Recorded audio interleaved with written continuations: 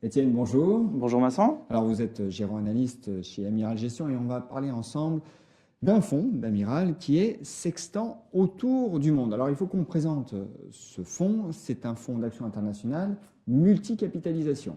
Tout à fait, un éventail d'entreprises dans lesquelles on investit qui varie de quelques centaines de millions d'euros à plusieurs dizaines de milliards. Et c'est un fonds qui se démarque du MSCI World, son indice de référence. Tout à fait, on a une coloration, on va dire, géographique qui est très différente de l'indice, puisque sur le MSCI World aujourd'hui, 60% de l'indice, c'est les États-Unis, et en particulier les GAFA. Autour du monde, vous trouverez une exposition très faible qui est autour de 5% sur les États-Unis, par exemple. Alors qu'on a une pondération très forte sur le Japon, qui est une de nos plus grosses convictions depuis plusieurs années, puisqu'on est autour de 17% d'actions japonaises dans le fonds contre la moitié pour l'indice. Et on garde notre ADN France-Europe, puisqu'on a quasiment 15% de valeurs françaises, alors que c'est une toute petite partie de l'indice. Et vous vous démarquez également de l'indice en termes de capitalisation. Oui, tout à fait, puisque on va dire que la capitalisation médiane du MSCI World est autour de 9 milliards de dollars. Et donc sur ADM, on est plutôt autour de 1,2 milliard en euros. Donc on a un gap très important, donc ce qui nous permet, nous, d'aller sur des entreprises peut-être moins suivies que les grandes capitalisations qu'on connaît.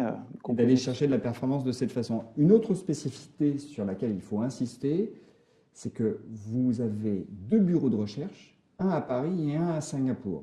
Tout à fait. Le fonds est géré avec ces 2 antennes, puisqu'on a donc un bureau de recherche maintenant depuis 2 ans à Singapour, et donc on a 6 personnes qui travaillent là-bas, dont avec des gens locaux, on a des collègues chinois, thaïlandais. Donc ça donne une ouverture sur le marché asiatique beaucoup plus grande. Oui, et puis on est plus à même de comprendre la culture et d'avoir des contacts dans les pays. On sait que c'est très important dans cette région du monde. Et puis sur Paris, on gère, on va dire, la partie japonaise, américaine, nord-américaine. Pour simplifier, c'est un petit peu le schéma, même si on collabore énormément entre les 2 bureaux sur beaucoup de dossiers. Alors on va s'intéresser, Étienne, à la performance de Sextant autour du monde. Après 5 années de surperformance, 2018 a été plus difficile.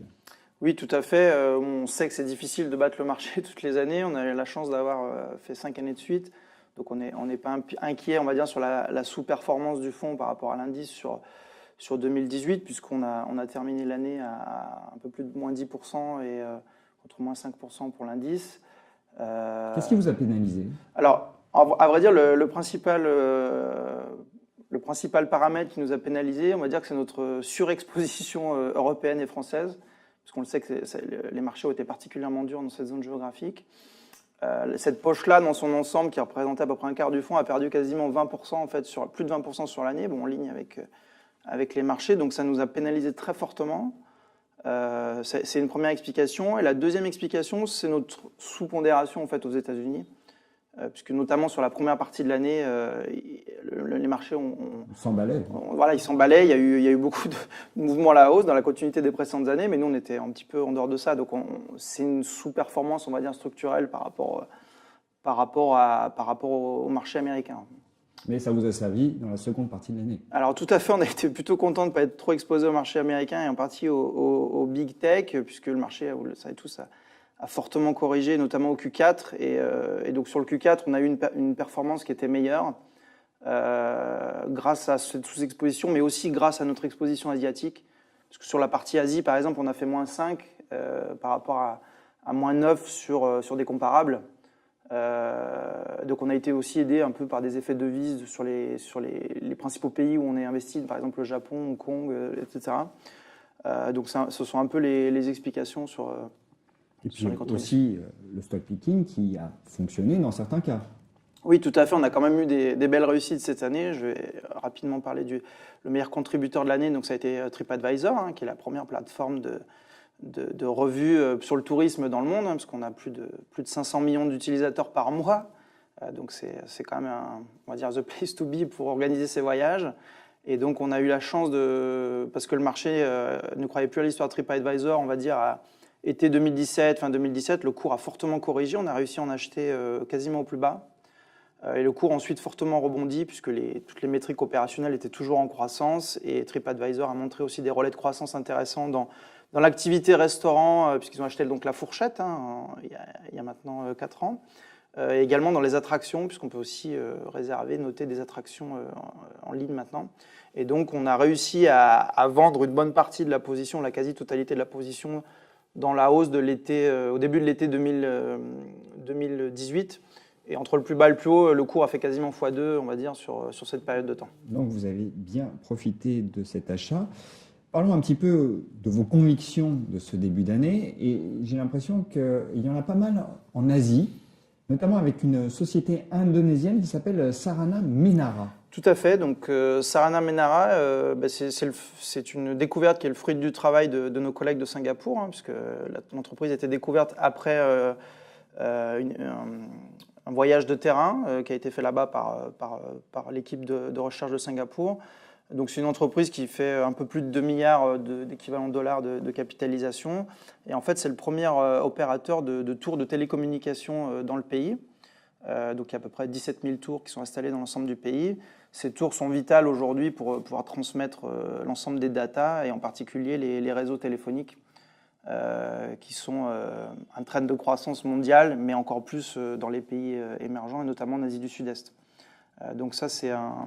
L'Indonésie est sous-équipée en plus. Oui, c'est-à-dire que le marché déjà structurellement est en croissance et en plus on est sur des niveaux d'équipement qui sont en relatif plus faibles que dans les pays occidentaux, on va dire. Donc des perspectives de croissance intéressantes et des marges qui sont assez récurrentes. Oui, tout à fait. C'est un business model qui est très récurrent, qui est très résilient puisque les opérateurs telco vont payer une redevance, vont payer un loyer à Sarana Menara. Chaque mois, chaque semestre, chaque année, ils vont payer quoi qu'il se passe. C'est-à-dire, donc, on est très... Un beau business model. Voilà, on est très, très, très beau business model. Et si on rajoute une antenne,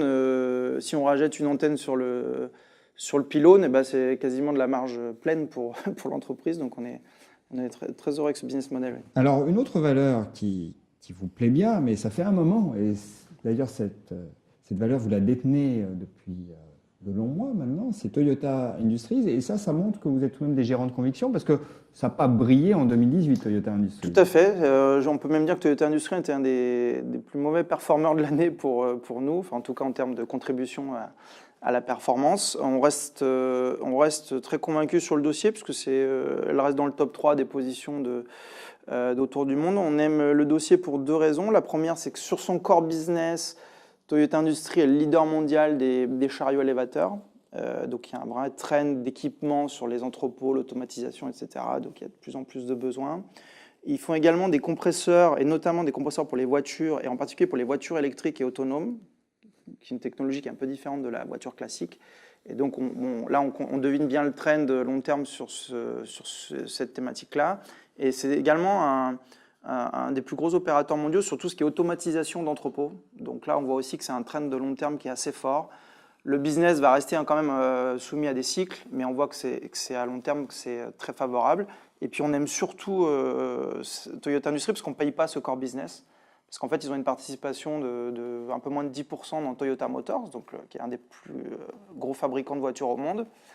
Et en fait, si on prend cette participation à la valeur de marché aujourd'hui, on ne paye pas le core business. C'est-à-dire que l'équivalent, la capitalisation de Toyota Motors fait l'ensemble de la capitalisation de Toyota Industries, alors que Toyota reste un des leaders mondiaux, verse un dividende qui reste solide et en croissance. Donc on est tout à fait à l'aise avec ce genre de situation.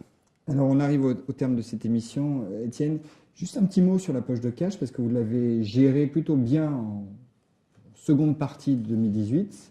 Vous aviez 10-15% de cash à certains moments. Est-ce que vous avez réduit cette poche de cash? Est-ce que vous êtes plus offensif donc aujourd'hui? Oui, tout à fait. Ça a été aussi une des explications qui nous a permis de pondérer un peu la sous-performance, notamment sur la seconde partie de l'année, puisqu'on a effectivement, je pense qu'au pic, on a dû monter effectivement à 14-15%. Aujourd'hui, on doit plutôt être à 4-5%. Donc on a été quand même plutôt très acheteur sur la phase de baisse dans l'année, notamment sur nos marchés de prédilection, puisque les marchés japonais et en Asie, l'ensemble des marchés ont corrigé quand même très fortement. Donc on a pu avoir des belles opportunités de se renforcer ou de trouver de nouvelles idées. Étienne, merci. Merci beaucoup, Vincent.